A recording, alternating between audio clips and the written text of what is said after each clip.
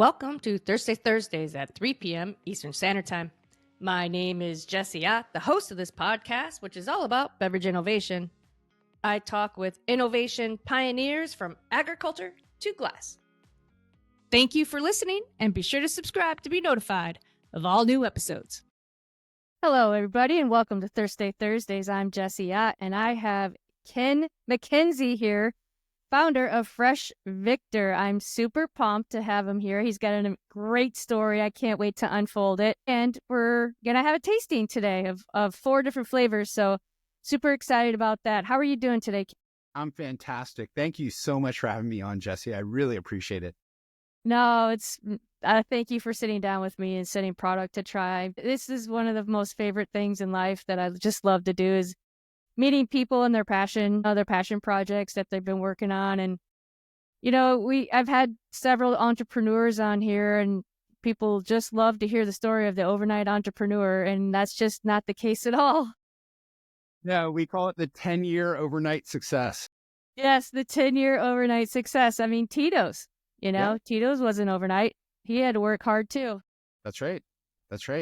We're all in that boat together. And so for me, I really look at this as it's a marathon. By no stretch of the imagination are brands taking off year one. Right. 100%. So where are you calling from, Ken?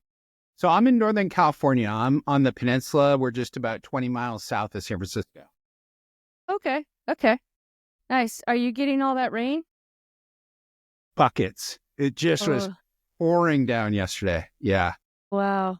Yeah, I talked to someone yesterday and they said it was 60 degrees and raining. And I think they're further south than you are, but. Yeah, we've gone through great periods of not having rain. And so in a lot of ways, it's kind of welcome, especially when you're reading about all the fires and the different things that are happening in Northern and Southern California. But by the same token, when it really comes down, it comes down. And yesterday was a great example of that. Well, I hope everybody's okay and there's no mudslides or anything. We're all good. Okay, good. And so are you from that area, Ken? I am. So I was born in Palo Alto at Stanford. Okay. Born and raised here. Okay. I was really fortunate enough to fall in love with a girl from Guadalajara, Mexico. Nice. She was up here studying. Funny enough, it was strictly a friendship. I never held her hand. I never tried to kiss her because we always knew she was going back. Yeah. And so I knew it was a finite amount of time that I had, 10 months of this amazing friendship. And the second she left, that same weekend, I remember distinctly feeling like I want to marry this girl. I want to spend the rest of my life with this person. I couldn't imagine. We were spending all of our waking moments together. We were taking walks. We were conversing, all this wonderful stuff. And I called her and I said, hey, I don't know how you feel, but I feel a complete void. I want to be with you. And she said, how soon can you be here? I bought a one-way plane ticket and went down to Guadalajara. And I remember my parents calling my parents and them saying, did you say Guatemala? And I said, no, Guadalajara. And they were like, when I got there, I was just looking really for reasons beyond, of course, love was the main reason, but wanting stay, giving myself an economic reason. Like, what am I doing here? How can I rationalize staying beyond just dating? Right. So I was really looking for investment opportunities like a lot of entrepreneurs are. And this was in the mid 90s. So I'm going back. We've been married 20 now. Wow. That's great. And luckily for me, not initially, the first 2 or 3 weeks was very stressful because we all go through this kind of series of thoughts. Can I do this? And can I do it better than somebody's already doing it? Right. And whether it was jewelries or textiles or art or tech or you name it, Jesse, it was all being done. And I didn't have the expertise. Luckily, I was introduced to really wonderful, like amazing 100% agave premium tequila. And growing up in Northern California, I was exposed to white and gold shots of tequila and that mirror of, I can't smell it ever again. And everybody in Guadalajara looked at me like, were you raised by wolves? What are you talking about? And I was going, and they were saying, we don't drink that. We pander to what you guys want. I quickly was schooled and found myself in this situation where I was able to identify the opportunity within the US and Mexico treating business very, very differently. Mexico is very relationship driven. Do I like you? What are you going to do for me today? It's a cash-based society. What are we doing here? We don't want to see 7-year pro formas of what you're going to do, 4 years from now. We don't care. We want to know what your business goals are in the immediacy. Whereas the US is very credit-based and planning and, hey, what's the long-term outlook on things? Yeah. And so with really not in the mid 90s, there wasn't really a tequila saturation here. It was pre-Patron and all these different things. It was really rewarding to be able to not only learn a tremendous amount about the space, but look at the vertical of the 3-tier system here, how we were set up, the exportation, the importation, the wholesale distributorships, the retail, and what consumers want. And I know I've been talking a lot, so I'm going to stop in a sec. But no, don't. Please. Yeah, I think the real fortunate thing for me was Mexico was treating tequila very much like we treated vodka back then. Hey, Blanco tequilas are magical in the sense that they can essentially be mixed with anything or just consumed by themselves. Whereas up here, we were only conditioned as Americans to shots and margaritas. That was it. There was no in between. And we didn't want to talk about in between at the time. And so that became a tremendous... No Cristalino. Yeah. That became a tremendous lifetime opportunity of, hey, let's figure this out. And as I was consulting and kind of figuring out how to position things between agave as an ingredient, exporting from down there, importing up here, and really explaining the many multifaceted uses of tequila as a category, my then wife said, why are you showing everybody how to do this? Why aren't we doing this? Now you have the knowledge of, hey, this is the vertical all the way through the distribution and sale of tequila. Let's start doing it ourselves. And we've had a really rewarding career of doing that for about 22, 23 years. Nice. That's amazing. Yeah. And so do you still have that tequila? No. So we cycled through, I'd say over 22 years, we did 4 brands. Okay. After the 4, she said, please don't do the 5th. It's a lot of work. No, it's not only is it a lot of work, but it's kind of that culture of just having like point of sale materials in the garage and neon signs and just all sorts of stuff. And she equated it to Ken growing up in Guadalajara and talking about tequila all the time is very akin to somebody growing up in Napa. And then when they finally get out and start visiting the US, all people want to talk about is wine. You're saying, hey, give me a new experience. So it was kind of, we were really lucky in the sense that this last tequila portfolio we had was in Austin, Texas. We were there for about 5 years, 6 years. And we built this organic tequila portfolio. And to the right of it, we launched a fresh mixer brand. And we realized really early on that if we're crushing fresh citrus and organic agave nectar and only natural ingredients, that it would not be to our advantage to call it a margarita mix, because if you have fresh ingredients, you can essentially mix it with anything. It's really a spirit blend. So vodka, rum, gin, tequila, whiskey, mezcal, sparkling wine for fresh mimosas, beer for geladas. But more importantly, Jesse, over the course of my career, what I've really seen over the decades is a lot of people either don't drink or stop drinking along the way. Mm-hmm. Health reasons, pregnancy, never started in the first place, overindulgence. There's a myriad of different reasons that at some point in your lifetime, you may say, hey, I don't really want to drink the typical offerings at this point. And what I found, especially in the 90s and mid 2000s, was people were relegated, if they didn't drink, to a bottle of Coca-Cola or water. Yeah. And they were kind of ostracized in a way because everybody was talking about the experiences they were having with the new brands and the new outlooks on cocktails and cocktail development and craft.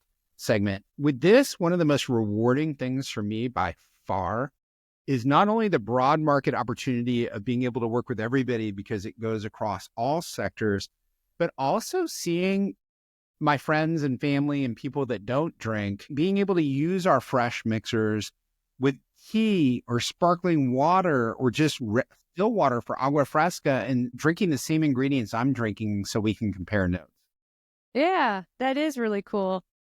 Yeah, that is really neat. So what made you, what was the defining moment where you said, this is what I want to do? That's a great question. And, something that doesn't come easily. I wish I was so intelligent and so insightful that I could just say, hey, man, I came up with this over a weekend. No.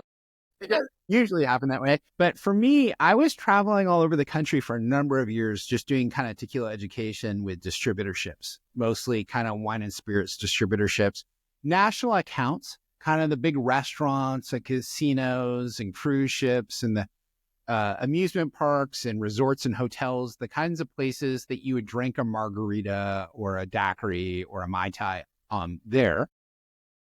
And as I was doing that, I noticed that, especially in early on, I'd say, late 90s and all the way through 2010, 12, and doing tequila education, people were really absorbing it. Like they were hearing it a lot of the times for the first time.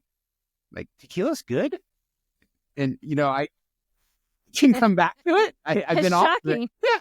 I haven't touched it for 15 years. Yeah, 100% agave tequila is highly Epicurean. It's super complex. Cognac may have X amount of characteristics because the grapes are in the ground per year, but on an annual harvest basis. But tequila, blue Weber agave, can be in the ground anywhere from 8 to 12 years. And the amount of mineral content and complexity behind that, you're looking at 300 plus characteristics in like a single glass of Blanco.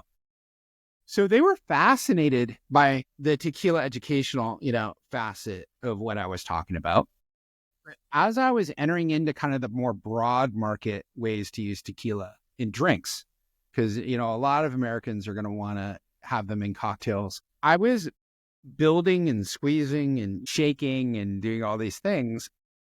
I noticed a lot of my friends and a lot of my associates would say, hey, the drink was incredible. Well done. The 3 citrus margarita or the, fresh Paloma or whatever I was doing that day. It was really, really good. But have you ever timed yourself? Yeah. Have you ever really taken a moment and really thought about how long it took you to make that drink? And I thought, well, I've missed plenty of dinner parties. I've been behind the bar when everybody's eating and, continuing to make these scratch drinks one after another. So I kind of get it from that standpoint, but no, not really. And they say, well, we did, minutes and 42 seconds. An account is not going to take almost 5 minutes to make a scratch cocktail. No. What's the cheat code? How do you do what you just did, same quality, but in 20 seconds? I don't know.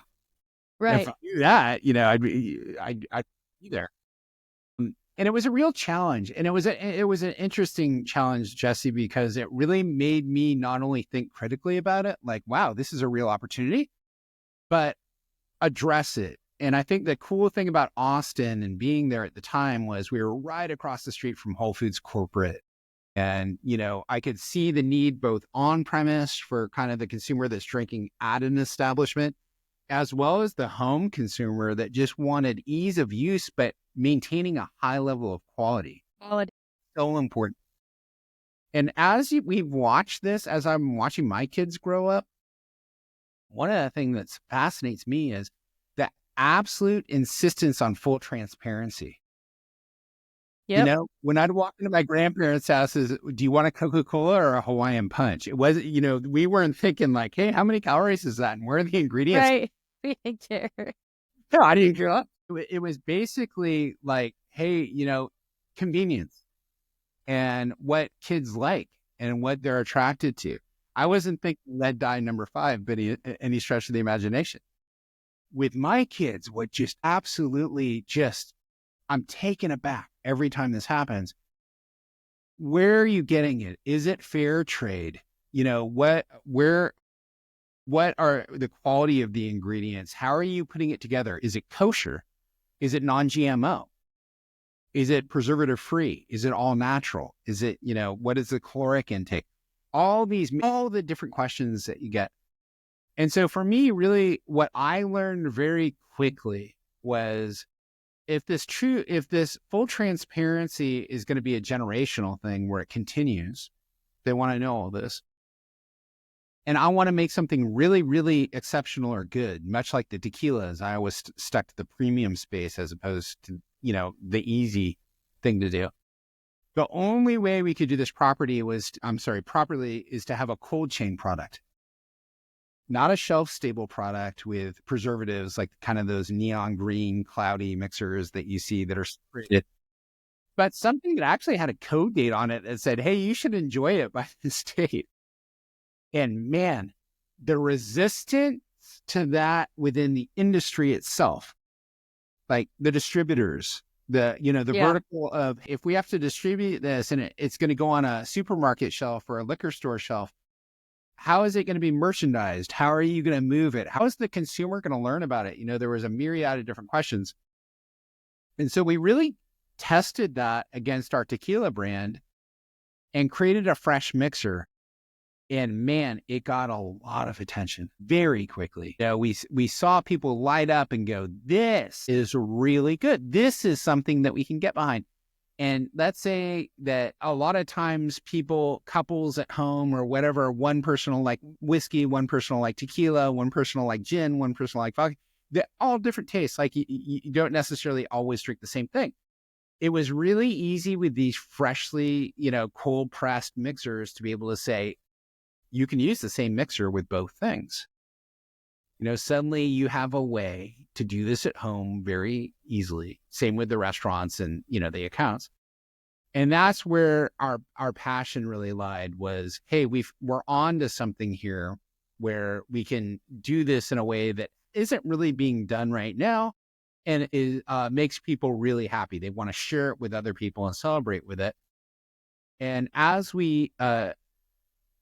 as that company was acquired, one of the things that occurred with the fresh mixer was the acquiring company made it shelf stable in order to have wider distribution net, which was okay with us. One of the things about Paulina, my wife, saying, please don't do the fifth tequila was think about Austin. Think about what you really had the passion for and what was making a material difference both in homes and in bars and restaurants and, et cetera.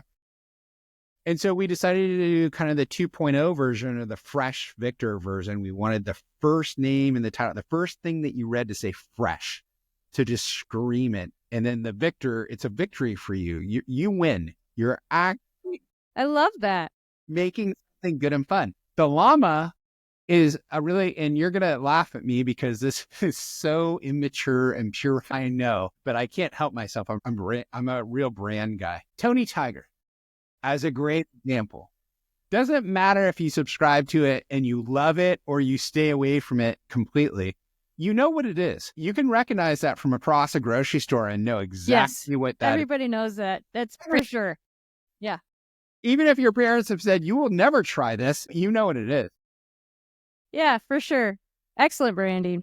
That's iconic. That's something that I grew up like thinking, there's so many different brands that are so iconic that are burned into our memory as far as like, hey, great, feelings. I wanted something like that for Fresh Victor where people could say, hey, I identify with that because of the mascot, because of the branding, because of the whatever else. And in Peru, we went to Machu Picchu and then spent time in Lima. There's Michelin star restaurants. There's 13 course meals that are 3.5 hours. It's this beautiful experience. And the mixology matches the culinary experience. They really take mixology and crafting cocktails very seriously. And what we actually witnessed was llamas bringing in fresh handpicked fruit in leather bags on their backs. And as they took the bags off at the restaurant level where you're just sitting. The restaurant? Yes, you're just sitting right there outside. They're washing the fruit and it's going into your drink, like right in front. And I was just enamored with this. Like, wow. It was like the greatest thing ever. And, you think, hey, a llama it's become kind of in vogue. It's become kind of on trend, but a llama is a social animal. It's a pack animal. It's a fun animal. You just kind of identify with it that, hey, this is really cool. It's been really good for us because if nothing else, it lends itself to where you'll come to me if you know nothing about Fresh Victor and say, hey, what's the deal with the camel? What's the deal with the llama? What's the deal with the alpaca? It starts a conversation and suddenly we're dialoguing about it. Yeah. That's awesome. That's really funny. Wow, they had llamas going and getting fresh fruit for dinner time. Yeah, it was like a regular occurrence, just like a distributor coming to a restaurant and unloading lettuce and tomatoes and, mushrooms, fresh citrus and all stuff I hadn't even seen before. I was saying, what is that? And they were going, oh, we'll make you a drink with it. For those of you in the audio, there's a llama on all the bottles. And so on YouTube, you can see it. But yeah, that's definitely a big part of the design of the label. It looks awesome. Thank you. I really appreciate that very much. Yeah. Well, I have some more questions. So maybe we can go through those questions as we take each. Please. I've had several different guests over the last 3 years, or two plus, I guess it is really, but not very many that have products that are cold pressed. And I feel like cold pressed cocktails are RTD 2.0 because they are so fresh and they are so delicious. I don't know if it's how they're made. I don't know how, and I haven't tried these yet, but I had a team on. They're unfortunately they don't exist anymore. But their drinks were the best drinks I've ever had that came out of something that was pre-made, and it tasted literally like you had received a cocktail from a bartender. And I think it's that cold press properties, and I think that is just really key to the next level of beverages and lockstep with you. I'm absolutely 100% with you. There's a lot of different ways to do things, and we default to what we know and what's easy and what doesn't go against the grain. I'm kind of the opposite of that. Like I love. It's called an entrepreneur. You're a leader, not a follower. If somebody across the table from me doesn't look 100% distressed, I know I'm not doing my job. So, I want to make sure that we all feel that level of discomfort, like, hey, I'm going to do this the right way, even though it's the hard way. And cold press is a real part of that. What you just described is exactly the feeling I want to generate out of people, is that when you have the holidays, when you have events or gatherings within your life, I want you to actually go to people and say, have you seen this stuff yet? It's enhancing my party. It's something that I'm really excited to share with you. And you just don't get that with mundane product offerings that are full of preservatives or can be kept in a warehouse for 2 or 3 years. It's not the same. I often also say to people, hey, there's nothing in our mixers that was not on your grandmother's shopping list. I like that, for sure. Well, they also mentioned the particular type of bottle was very specific to being cold pressed. And I can't remember if it's because they were shipping them over here from Mexico. What they explained too, and I don't know if you experienced this, but when they were in Mexico, they were looking for companies to put both tequila, because they had actual cocktail, but tequila and they called it food, which is like your fruit. Uh-huh. And so it was really hard for them to find someone that could actually bring kind of those elements together. Did you experience anything like that? I know you don't have the alcohol in these. Was there any, is it that kind of particular or is that specialized? Well, so you have a real degeneration. When you add alcohol to something, it starts to eat away at it. And so you have a finite half shelf life, if you will. Right. And so the only way to counteract that is to add preservatives. Correct. Okay. So Gotcha. the typical RTDs that we're familiar with that we can just grab off the grocery store shelf are going to have preservatives in them, or the carbonated, offerings with, whatever you name it, gin and tonic, or, any fruit-based margarita or something along these lines, because otherwise it's going to go bad relatively quickly. And that's why whenever you have fresh drinks, or even, you'll notice at the bar level, when you're talking to somebody and you're holding it in your hand, the ice is melting and it's diluting. Yeah. Processes here that you have to maintain. And so by separating it, what we really wanted to do was create something that was cold pressed and fresh, but actually allow you to mix it with whatever you want to mix with at the moment. So while RTDs are a really popular thing right now because it's ready to drink, it's ready to go, the one facet that you'll notice with RTDs is they're not fresh. It's a very difficult thing to do. You got to kind of keep the two portions separate and put them together. Well, and getting the flavors right are hard. They like to use a lot of mint and lime and other flavors, and those are hard to put in a can. It's difficult. And you know what, Jesse? The other thing about this is that people drink differently. They have preferences, right? So you may have somebody, we may put on our bottles, hey, do 2 parts Fresh Victor to 1 part spirit. Well, I may be in Texas and they're going to say, hey, it's 1 to 1, we're going 50-50, my friend. Okay. Really prodigiously changes the profile and how you're actually drinking it. And so you'll get a lot more out of the Fresh Victor bottle because it's going to go further because you're actually doing a 1-to-1 ratio.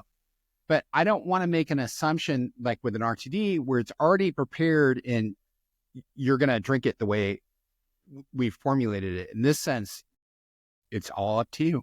You get to decide the ratios. Yeah, that's awesome. Well, let's start with one. Should I shake it? Shake it? Yeah, please. Okay, so pineapple ginger. Should we start with that one? Perfect. Okay. So these are pineapples that we're getting from Costa Rica. And then we're doing fresh ginger juice. And what really... I love ginger. Do you? Okay, so I'm excited for you right now because a lot of things are going through my mind. But a fresh pineapple ginger mule is amazing with vodka. Hopefully you get a lot of the ginger properties right there. Sparkling wine for a fresh pineapple ginger mimosa is also a lot of fun.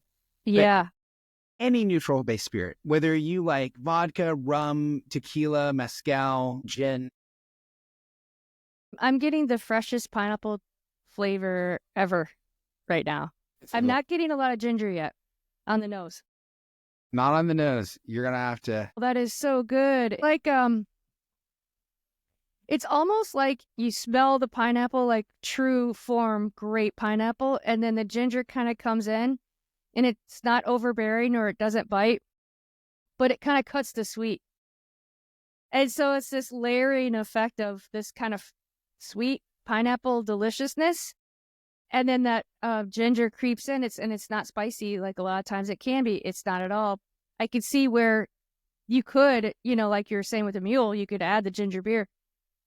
But it was a real fun experience to have this sweet kind of come in and then the ginger to come behind it and take over and just kind of cut right through it. It's delicious. And thank you. And I want you to experiment with it.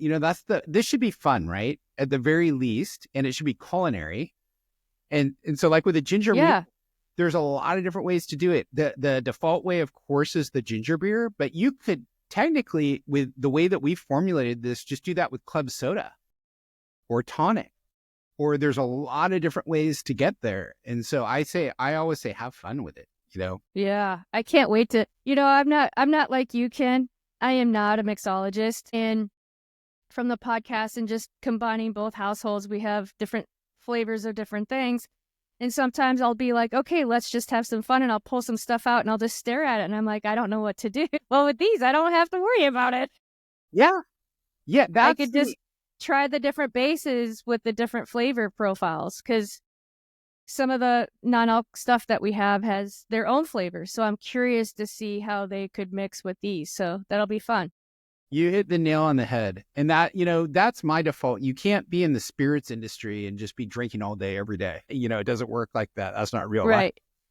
And so Won't for last me, long. yeah, no. So for me, one of the, most fun I have is I oftentimes mix these, like what you're doing, with different flavors of sparkling water. And, Oh, whether that's it's so blueberry good. lemonade or cherry or, orange or, the list goes on and on and on. It's for yuzu, it's forever. It really marries beautifully with these flavor profiles we have. As you probably noticed, most of them are this with that. So Mexican lime and agave, lemon, sour, Mm-hmm. and lemon, all these different flavors that we have. It's really fun to experiment with them. Yeah, no, this is really, really cool. All right, let's try the next one. 3 citrus and mint leaf. So these are equal parts fresh, cold pressed lime, lemon, and orange. And then Okay. we're emulsifying fresh mint leaf into it. So it's a fresh mint leaf is actually floating in it. There's the And this will do color. everything from like a beautiful fresh 3 citrus mojito or 3 citrus and mint margarita with whiskey or bourbon. And it'll make a really good smash or julep. Mm, yeah, with the with the mint. Yeah, that is delicious. It's making it's a little bit tart on the end, so it makes you want more. Yeah. But it's a perfect blend of citrus. Like there's not one that's more overbearing than the other. And I know that you're going to cut it against something. So my assumption is probably not necessarily you don't have to, but if you shake it, you're going to get a half ounce to an ounce of ice dilution of ice cold water. So that's going to marry with it. If you don't shake it, regardless if you stir it or you even just pour it over ice, I know it's going to dilute to a certain degree depending on what you're cutting it with. And so these are really made knowing that once it goes with something, it should be just about balance. Yeah. No, yeah, 100%. Like Ken, seriously, this is very high quality. Thank you. I really Really. means the You world. know how you drink a wine and you're like, yeah, this is really well made. Like the winemaker really knows what they're doing. Yeah, that's the experience I'm getting with these. That is awesome. Do you source the fruit from anywhere in particular? We do. And so just like anything, you want to go to the source where we feel it's done best. And a great example of this, like with the Mexican lime and agave, the US kind of gave up a long time ago on growing limes as, mass crops. And so we source all the limes, all the Persian limes from Colima, Mexico, from Tecomán, Okay. Lima, Mexico. With the pineapple, we get it from Costa Rica. The prickly pear, we get it from Arizona. We want to make sure that not only is the supply insulated and in place and of the highest quality, and then you want to have like a B and C option for sourcing, but you want to remain with it's just like any ingredient or any dish that you make. You want to try to do it the same way each and every time. And so that's what's so important to me is knowing that I trust the actual ingredients that I have, and I know that it's going to come out exactly the same way week over week. Yeah. No, that's 100%. You got to keep that stability and that continuance of flavors and the supply chain. And You got to be able to trust the supply chain. That's absolutely true. And we're futured out. And so that's one of the best things about this is, we launched in 2017, still the same ingredients, the same consistency, the same pricing. What we really want to do is insulate people from commodity fluctuation.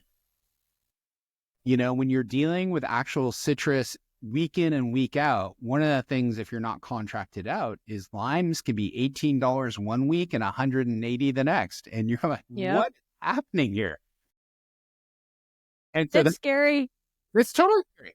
So that's part of the operational facet of this, where when you deal with the industry long enough, you want to make sure that the business proposition for both the account on-premise as well as the home consumer is one where you know that Fresh Victor is going to cost X and you can depend on it. Yeah.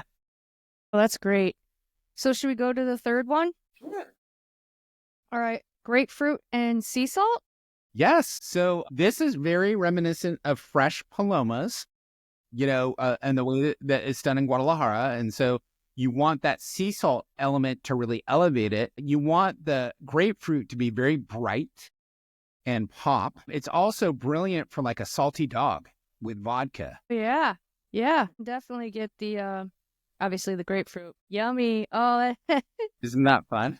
my brother-in-law was helping me on the podcast for all. He's like, can you please think of another name other than Yummy? And I'm like, no, I can't, because that's just what instinctively comes to my brain. Yum. Go with your gut. Always. Yeah. Yeah, no, this is great. These are really easy to use, Jesse. Like, people often think, okay, what spirit do I need to run out and buy? But 9 times out of 10, if not 10 out of 10, I don't want to be 100, I can't say it's 100%. I like to think that you will have a lot of the stuff that you need to use with fresh liquor at home already. Okay. So you have that bottle of Prosecco or champagne. You have that bottle of white wine for sangria. Yeah. Like with the grapefruit and sea salt, it's so bright. You do like a nice crisp white wine with that. Yeah. It's a beautiful sangria, and you can cut fruit into it. You can, do all sorts of bright things. Even something maybe even a little sweet would be great. Yeah. And, like a white sweet, like just a hint of sweet. 1,000%. And we actually use these, believe it or not, a lot for marinades and salad dressings because of the acidity. Yes. I put citrus on my salad dressing as my... whether you eat meat or you don't, when I talk about like chicken or shrimp or anything like that, I just do an hour in a bag with the pineapple and ginger. Or we've got a killer jalapeno and lime. I make ceviche with that. We do all sorts of grilled fish with it. Mexican lime and agave for carne asada. It's a lot of... I'm in. I love ceviche. I haven't made it in a long time. I got to get back on that ceviche train. That would be amazing. That fresh citrus, the fresh cold pressed juice will cook it off. The acidity in the juice cooks it off. And so, I like the jalapeno because I like it to be a little bit spicy like that. But the other thing that we like to do with the jalapeno so regularly is mix it with one of our secondary flavors. So whether it's the cactus, pear, and pomegranate, the pineapple and ginger, the 3 citrus and mint, we say that it's kind of sweet heat. Like, you're getting that. Yeah, sweet heat. I like it. All right, should we try the fourth one? This is the cactus, pear, and pomegranate. Perfect. So this is just prickly pear and pomegranate. These mixers, a lot of them are designed because we're thinking of the mixologist or bartender behind the bar as well as the home consumer. We're thinking about ingredients like jalapeno, ginger, mint, prickly pear that they don't necessarily like to deal with as a static ingredient. I think that's my favorite. Beautiful. I don't know. They're so good. I think it's because it's the last one I tried. That is really, really good. Thank you. These are have great structure, well balanced. They're emulsified perfectly, I guess. I don't really know how else to say it, but like there's this great balance of different flavors, and they're different.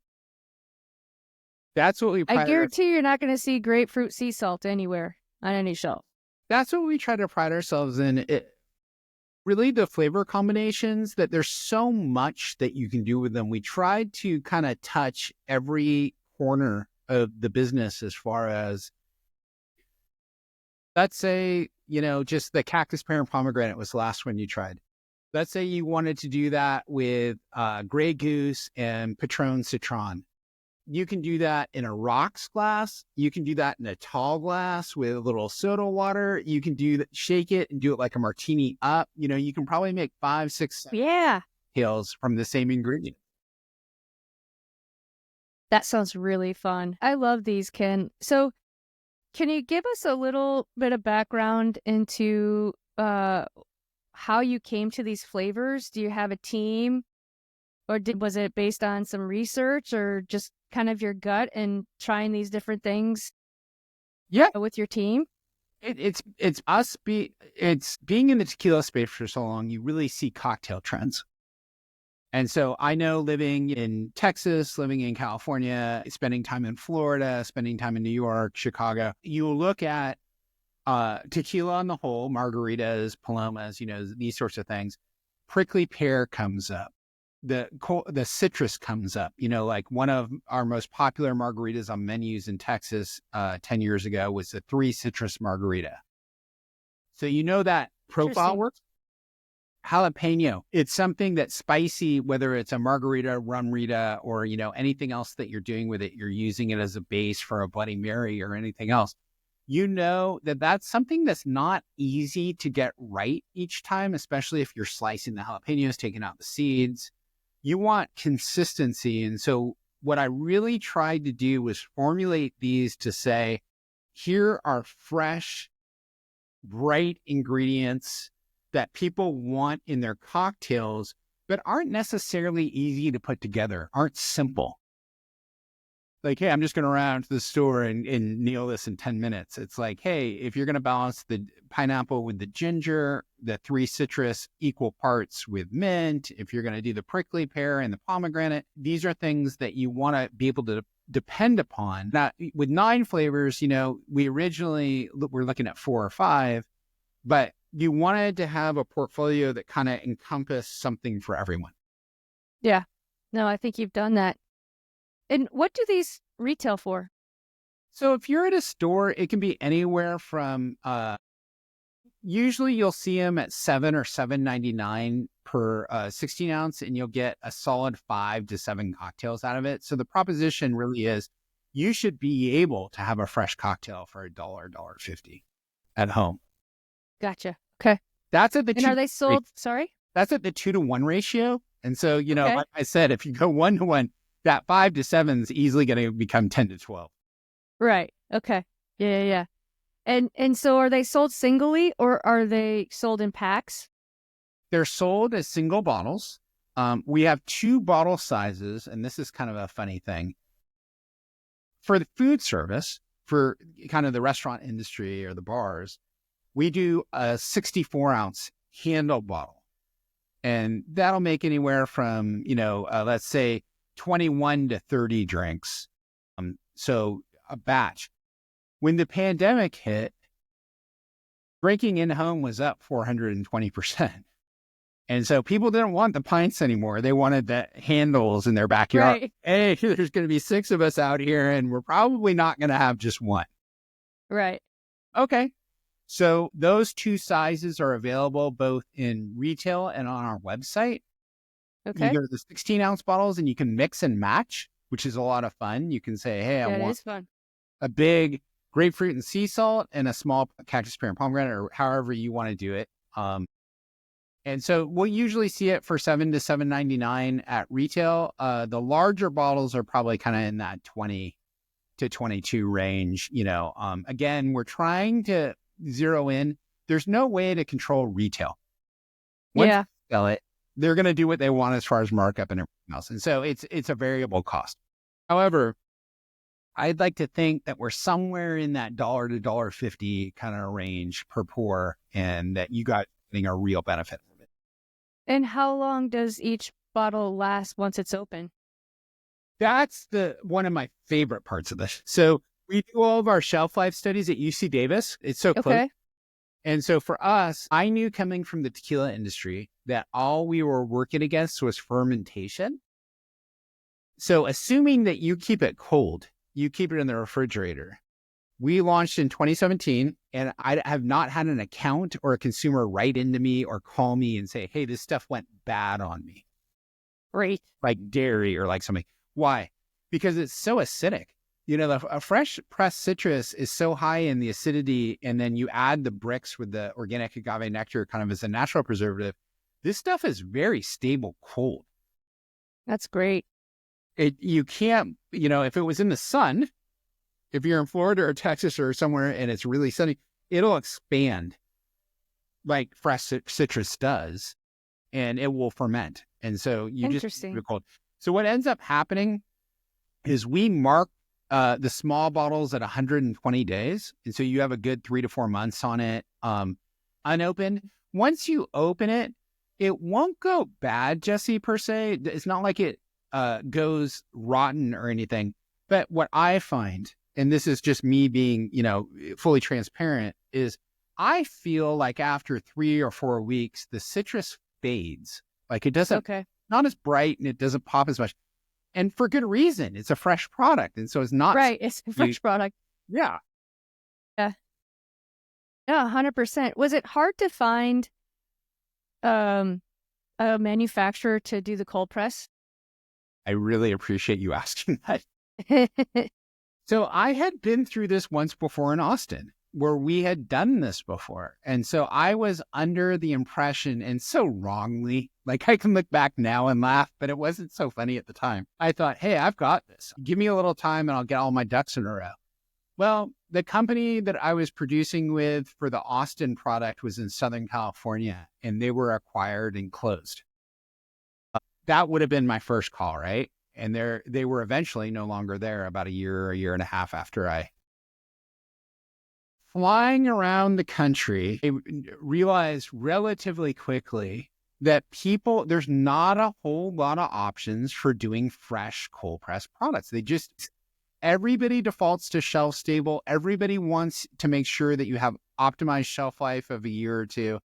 And so when I would inquire about it, I was met with a discussion or a conversation around, can you make it shelf stable? It was their default thing to say first. Well, if you want to have a mixer with us in distribution or you want to manufacture it, why don't you just make it shelf stable and we're ready next week? Well, that's not what I wanted at all.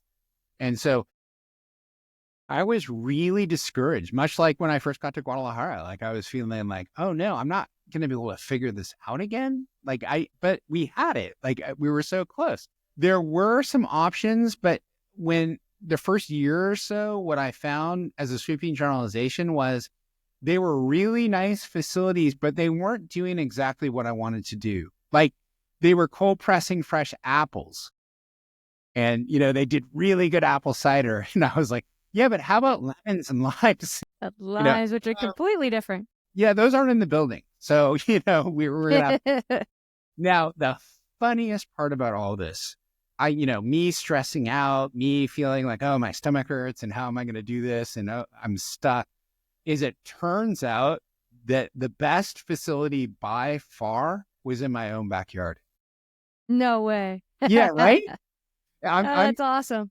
All these years later, I'm still saying, no way. How is that possible? And so we produce with a family that is an equity shareholder in Fresh Victor. So we're actually completely aligned. We're partners in this. They have a 90-acre facility right outside of Lake Tahoe in the Sierra foothills. And it's all solar run. There's no preservatives allowed past the gates. So it's all fresh. And they've been doing it since 1976.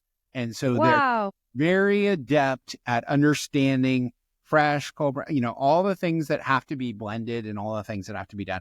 And so for me to take my formulas and be able to say, this is where we need to get. Normally, Jesse, it may take a year, 18 months, whatever. With this family, I was able to nail these formulas in 3 to 4 weeks.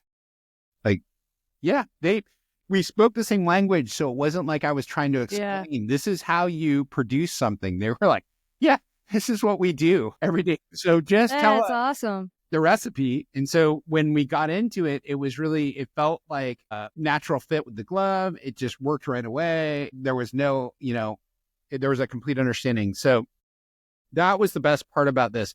My home to the production facility, door to door, is 2 hours and 40 minutes. Wow. So I can be there any given day. It's really been a very rewarding experience. Oh, well, that's when you know it was all meant to be. There you go. I like that. Where do you sell this Fresh Victor at? So where are you? Orlando. Okay. Epcot. Okay. That's one of the great places that we're at.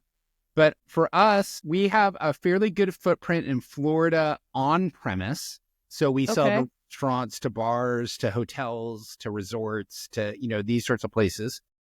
But really, just like the tequila business, and this is very akin to it, the general rule of thumb is 70% on premise, 30% off. because you want to try it. Like you go out on a weekend and you have it at your local watering hole and you go, hey, this was really fantastic. Where can I get this? And then you start looking for it at your neighborhood grocery store. This is a little bit different because it's cold chain. That's how spirits generally, we kind of try to blueprint it. It's not totally different, but our best path is on premise because the industry understand we're solving a problem operationally. We're giving quality and consistency and price installation. So they understand it and they use it the same week they get it. I don't have to educate at all. Right. We just launched with Total Wine & More, like here in my home state in Northern California. We're spreading, Epicurean markets like Whole Foods and Central Market in Texas, like these sorts of places. I think what you'll see, Jesse, is over the next year to 2 years is we're hyper-focused kind of on California, Nevada, Texas, and Florida as far as penetrating on-premise so we can be strategic with Epicurean off-premise, grocery, and high-end liquor stores. Yeah. As we continue to spread out that footprint, we'll add more and more accounts. In the meantime, what the great thing is at this production facility, we have a fulfillment center that ships anywhere to the 48 states. Nice. Okay. It gets to you within 48 hours, much like it got to you. We curate whatever you want to buy online on our website at freshvictor.com. You just put in what you want in that box. One of our great people will put that box together for you and ship it out cold with ice packs, and you'll have it within 48 hours on your doorstep. Yeah, that's pretty cool. It was pretty cool to open up. Yeah, for sure. That's fine. So where in Total Wine are they merchandising it? So that's a great question, and a very insightful one, quite frankly, because you don't know where Fresh Victor would end up in any given. Yeah, I'm trying to think of where. Oh, I've been through all of them. So here's what we try to stay away from. We don't want to be perceived as just another juice. If you go through the organic juice aisle and you're like, oh, why is this juice so much more expensive? Well, it's because it's a mixer. It's an ingredient for cocktails and mocktails. And so for us, if we're going into a market or a liquor store, we want to be associated first and foremost kind of with adult beverage. So if they don't have a capacity, let's say it's a supermarket that doesn't carry spirits, we'd want to be kind of in that wine and beer section, refrigerated, with the chilled Chardonnays and champagne. If they do have more capacity, every time, 10 times out of 10, I want to be in the liquor aisle and with the spirits, with tequila and mezcal and vodka and gin and rum. And the way that we do that so effectively with a Total Wine & More is we drop a Fresh Victor branded refrigerator into spirits aisle, whether it's grocery stores or liquor stores. And then that way there's a direct association. And what is so rewarding for me, kind of like a Secret Santa scenario, is I'll stroll in there on any given Wednesday just to kind of hear what people are talking about. And to hear the management staff and the salespeople, the spirits buyers, relaying this to consumers and saying, have you seen this stuff yet? It is all natural. It's low in calories. They're not putting preservatives in it. It's fresh. It blends with anything. So whatever you have in your shopping cart, it goes perfectly with. We've got, 9 flavors, all these different things. It's really rewarding because then we know that we're really on to something. It's just not a Me Too product. It's something that people are actually talking. Yeah, no, 100%. That's a big feat because I know being on the retail side for the last 10 or so years, trying to get iPads and refrigerators and, the Jaeger shot machines and not really, but, that kind of thing. Merchandise in stores is not easy, mostly because of electrical outlets. And so the fact that you're able to do that is pretty awesome. We share that pain. Yes. Do that conversation more than a dozen times. Yeah. It's so funny because you think on the surface, hey, I'm giving you a brand new branded refrigerator that it costs hundreds and hundreds of dollars. Yeah. They're excited about that. But then they're like, hey, then there's the logistics of this. Right. We're set up in a way where our electric was done in the late 50s and we can't plug it in anywhere. And so where we're really lucky with like a central market is where we can be on like end cap. Like if we're at the end cap of a wine wine and, beer aisle. At the liquor stores with Total Wine and More here in Northern California, where I am, we've placed our refrigerators at checkout. So, and what I really hammer on, which I think is that's huge. It's huge. And what my responsibility and my team's responsibility is we're in there on the weekends doing demos and tastings. Yeah, that's so important. You have to, right? You got to get it. You really have to. Because you didn't know what to expect before you tasted them in the glass. Nope. You could have been terribly disappointed and gone, well, no, I can't wait to drink them. This will never air. It's the same for consumers. I have to be able to display, not only do we have these flavors, but here's what you can do with it. And once that light bulb goes off, it's like, hey, this is what I'm going to do with it for Super Bowl. This is what I'm going to do with it for my family gathering. Whatever the occasion may be, they get excited. Yeah. No, this was great. Is there anything else you want to talk about? We're about an hour in and we haven't even talked about you. So So is there anything like a website that you'd want to mention? Sure. It's so simple. It couldn't be easier. We're at www.freshvictor.com. So it's just all one word, Fresh Victor. On our site, we have a ton of recipes. We have an amazing mixologist that's here in San Francisco that owns the second oldest bar saloon in the city that's been in continuous operation since 1858.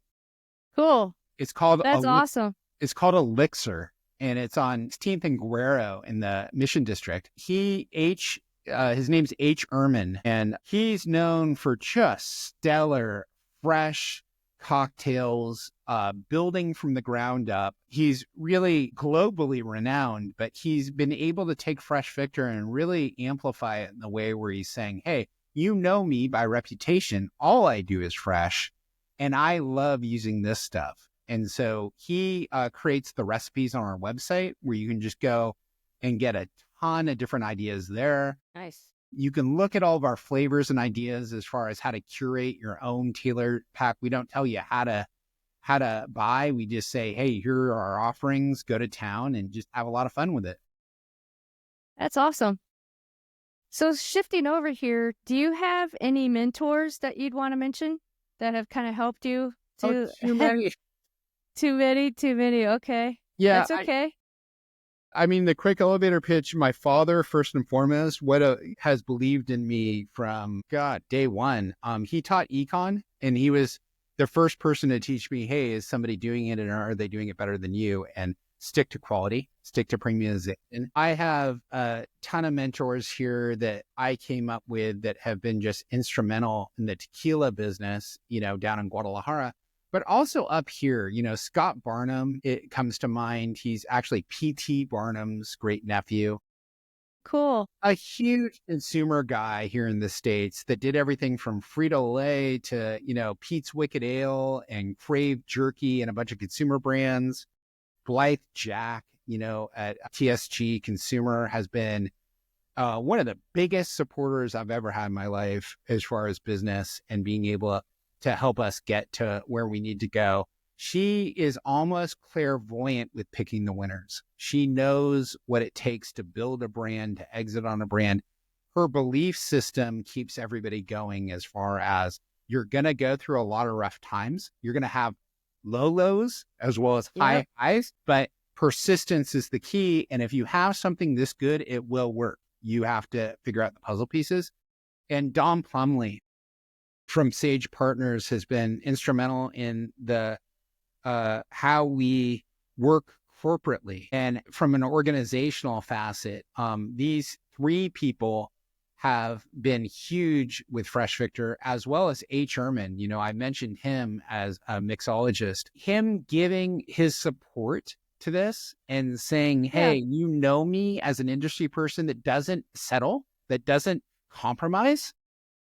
This is just fine with me because it's doing all the right things. All of these people kind of make this rich tapestry of you need to be able to rely on these kinds of people to take you through that 10-night overnight success.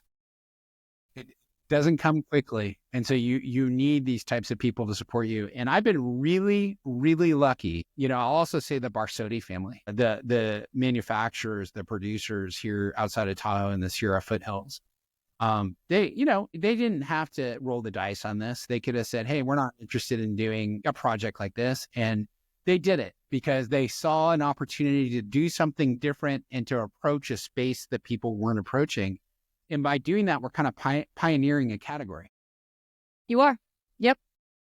Yeah, for sure. I have nothing but gratitude. I just exude gratitude like 7 days a week. And my family, I would be so wrong not to say Paulina, my wife, has been by my side through 26, 27 years now of building these companies and taking enormous risks.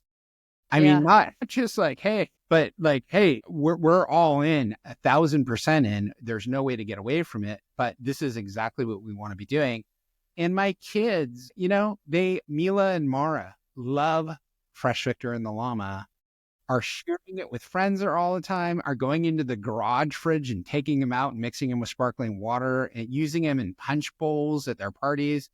Nice. When you have that level of support, it's happy. It's a good place to be. It is. Yeah. So that's what I would probably say about that. That's great. I love that your kids are really behind it and helping you out. It takes all hands on deck, right? It really does. And you know what, Jesse? I couldn't do that the same way with tequila. No. Yeah, I know. Have my 9-year-old merchandising in the back cooler and putting new bottles out into a fridge. People would be tackling me. So it's really nice to share this experience with everybody. Yeah, that's very, very good point. I like that a lot. What about any resources? Is there any industry resources or leadership that you want to share that kind of helped you along your journey? Yeah, I think it's the belief system, for any entrepreneur, you want to do it as long as you can alone. Like, figure out, I think one of the things my father taught me at a younger age was don't take investors' money to learn. It'll be a mistake. You'll always be on the 8-ball. You'll always be trying to catch up. That money's gone because we were trying to figure this out, or we didn't have the formula right, or whatever. So you need to take it upon yourself to struggle and to figure out like, hey, let's figure out the mainstays of the business. Let's figure out formulation. Let's figure out distribution. Let's figure out consumer. Let's get to a point where we're actually more or less in market and need to scale in order to, find these resources and these types of mentors. And so for me, when you're an entrepreneur and you're a small or mid-sized business, you don't want to be taking institutional investment like a tech company. I'm not looking to raise $60 million over a weekend. I'm trying to do this incrementally. But the thing that you do want to do is really show this to kind of the best of the best in the consumer space. Like, hey, are we on to something here? And Blythe Jack was at the top of that list, at TCG Consumer here in San Francisco. But you go out to people that are probably institutional consumer investors and you say, I don't want to talk to you about your fund or your institution. I want you to love this so much or to believe in it so much that you want to write a personal check to the company and say, I want to take the I like that strategy. Yeah. And, the tough part about this is you have to have the wherewithal to say, this isn't going to happen quickly. You're going to want validation points and benchmarks all along the way. And so in this scenario, you're actually playing off of other people saying, this is the best thing since sliced bread, or, hey, this is working really well in this channel, or, we're getting attention for being premium or whatever, where you have enough data points behind this or enough accolades where people are like, hey, I'm pretty comfortable with this. This makes a lot of sense. Yeah. Yeah, no, that's the great idea. Great strategy for sure. What do you feel is your biggest pain points with Fresh Victor?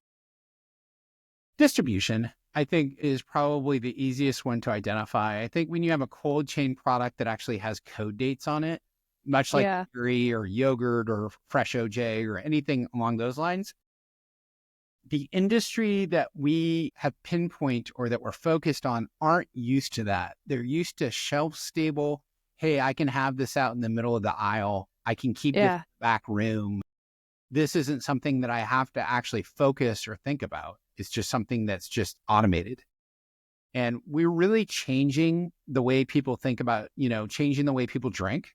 We're saying, hey, if you want better, if you want quality, if you want to be proud of what you're serving your guests or anything else, you are going to have to take a level of care with that. We're making it easy and we're making it convenient for sure, but there's going to be a facet of something that you're not used to. And so for a while there, and, I'm not saying that we don't experience it anymore, but there's kind of a pushback of, hey, man, that's not what I signed up for. And I'm not used to this. And why do I have to, pay attention? So we take it upon ourselves to merchandise our products, to go in and look and make sure that it's moving correctly and everything else. But when you're dealing with large national distribution systems, we've added a whole layer of complexity to the cold chain aspect of this. Yeah. So it's really hard. It is hard. And so you can't really use the traditional RNDC or Southern, right?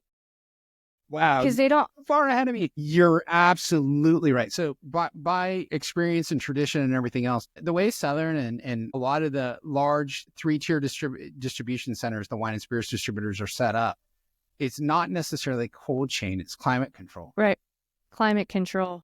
So what they're used to is, hey, spirits, easy, super easy. Wine for the most part, but they may have certain wines that they want to be climate controlled, or even, let's say, beers at times that they say, hey, if it's in the keg, it needs to be refrigerated. But they're not generally set up the same way a food distributor is. And so there's a whole layer of complexity to that too. While these are stellar, Fortune 500 companies, these are huge companies, their salespeople and their management and their logistics aren't set up for it. So where you may be distributing to casinos in Las Vegas, it may be 118 degrees outside. They'll leave your cold chain product on a dock outside because they're used to people just grabbing it 2 hours later or whatever else and bringing it into the warehouse. Well, we can't do that. We need the expertise of a food distributor where they're used with, like, produce, walking the product into the cooler and actually stocking it on the shelves. And so it's refrigerated and cold chain all the way through custody. All the way through. Yeah. No, that makes a lot of sense.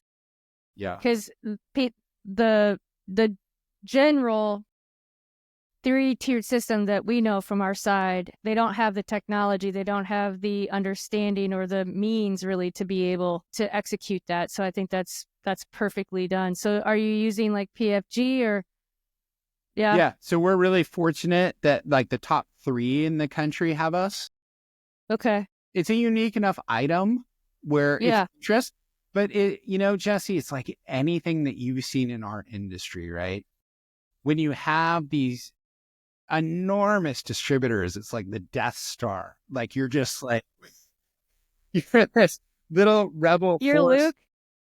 We're 10 people. And then we have these huge entities where I've been with some of them for 5 or 6 years, and they're like, what is it? What do you have? Do we have that in our system? It's a continuous cycle of build.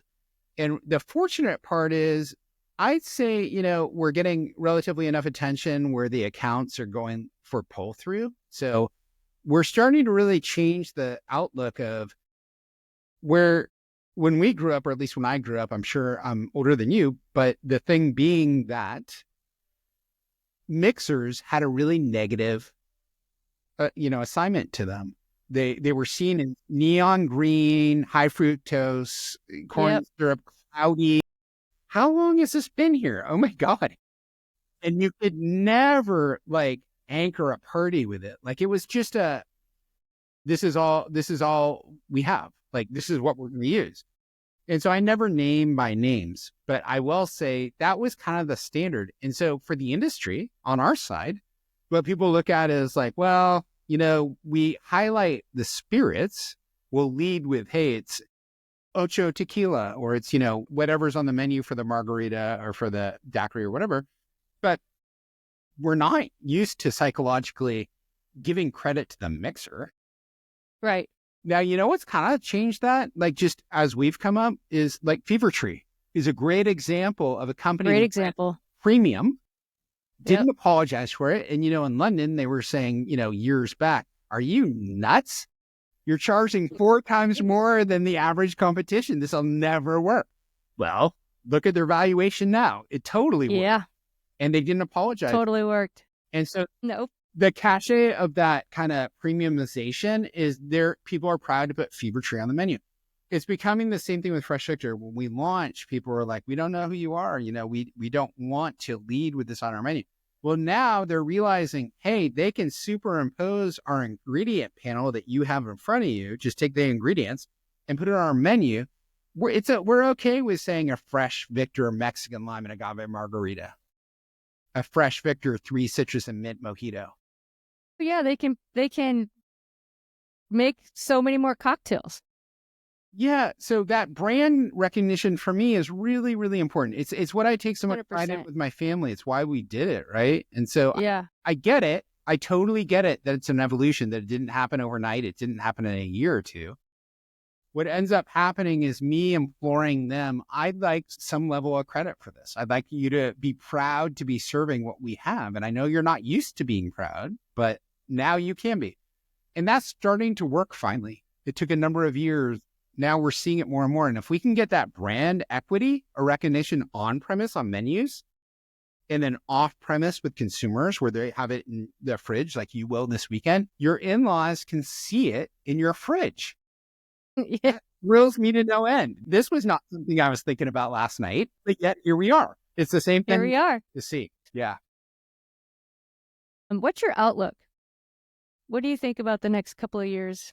I think we have a real window to make an impact. I really do. And I don't say that lightly. I know it sounds like, man, that's a strong statement, but there's very few touch points, I think, in our industry, and you're right there in it. So you know this. Man, if I were on this podcast with you and I told you, hey, I have a brand new 100% agave tequila. Great. You could taste it and you can go, hey, man, this is really good. You've seen that before. And you've seen a lot of it. It's the same with vodka. It's the same with rum. It's the same with gin. With this, we're in this kind of what I'll call a white space where it's not an ocean of other players. It's more of a movement. A movement. And that's harder. It's much harder. And I'm seeing, we're seeing general movement where spirits had a real renaissance or resurgence where it's like people are proud to mix good, delicious drinkers, delicious mixers make delicious drinks. So they're proud to use delicious ingredients to make really good high-end drinks with spirits. For a long time, I was hearing for years, maybe decades, well, I don't want to buy a premium product and mix with it. That's a waste. I said, aren't you still consuming it? Isn't it still going into your body? It's the exact same thing if you sieve it or if you take it in a mixed drink. It's just the quality level, the benchmark. So we've gotten to that point. But then also with younger people, there seems to be a little bit more of what I'll call a temperance movement of we're not drinking as much alcohol. We're going low alcohol or no alcohol. We're able to play in that playground too, just as effectively. And what I say is you don't have to emulate perfect mirrored non-alcoholic options the same way we do cocktails. Take ingredients that you're really into and just play around. And what I mean by that, shrubs, using vinegar as a substitute for alcohol. It has that same acidic, crisp snap to it. And so you're getting that burn a little bit. And when you mix it with our citrus-based, mixers, it's fantastic for shrubs or for anything else. And so there's a lot of ways to use Fresh Victor. I infuse our stuff a lot with green and black teas. Do all sorts of carbonation. I'm doing everything from Fever Tree, of course, to Q, to Liquid Death has a ton of stuff where I'm able to take the tall boy cans and mix in some carbonation. But there's a lot of ways to use our stuff. And so I'm excited for this next 2 to 3 years to see what kind of impact we can make on changing the way people drink on premise, changing the people drink off premise, and really making sure people are sticking to quality. Okay. I love it. Well, I think you've nailed it. I think these products are amazing and you're on a mission. You're passionate, obviously. It sounds like you got a great team. We do. Behind you, you got great partners. You got great leaders. and your adjacent mentors that seem to have been really impactful to really help you to get to where you are today, and will help you get to where you want to be tomorrow. Thank you so much, Ken. This has been such a great experience for me. Really, I'm all in on these flavors and 100% behind the movement of cold pressed, because I think it's essential to get it to be really fresh and hold its flavor. Thank you so much, Jesse. I cannot tell you how much I appreciate you having me on this morning. Well, I really appreciate it. I guess we'll go back and forth. No, I appreciate it. No, you appreciate it. No. But it is kind of like one of these mutual things where we just really have a great discussion. I love learning about people's stories and their journeys, and like, you have an exceptional product and an exceptional company, and I just wish you all the best. Thank you so much for the kind words. It means the world to us. Good. Yay. That makes me feel good. Yay. All right. Well, I'll let you get back to it, and I will report on the success of the cocktails I make tonight. I can't wait. If the hardest thing is a garnish, I got it. Yeah. You have my email. You have me text, email, call, whatever you like to do, whatever's easiest. Okay. Well, what's kind of cool too is that you started out your journey with your love story. And we are recording today, which we were supposed to do last week, but it happens to be Valentine's Day. So I thought that was kind of a neat little intro. Valentine's Day, Paulina. Yeah. Happy Valentine's Day. Have a good weekend, and we'll be in touch. You as well. Have a great weekend. You too. Okay. Bye. Take care. Produced by Fedora J Productions.